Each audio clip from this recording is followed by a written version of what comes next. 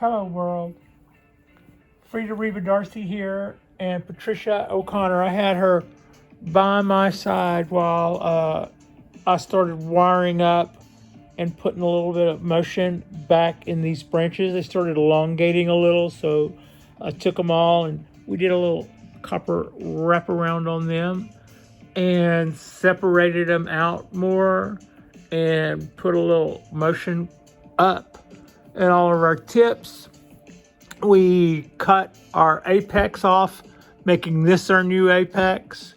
We cut our second branch off, which was a bar branch, which is to say one on one side and one on the other, making it fat in the middle. So we cut off the back, one of our back branches. I ran out of wire. Let's see if I can show you here what we did there. There is what we did as far as separating our branches, and we're going to move up and show you what we did there as far as wiring and separating our branches. I got about that far and ran out over here. So I'll pick this back up on the weekend.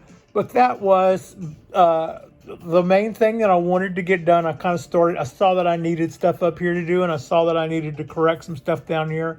And I had already wired some stuff on the bottom before, but I need to go back and do that a little more, I think. We'll probably pick that up on the weekend.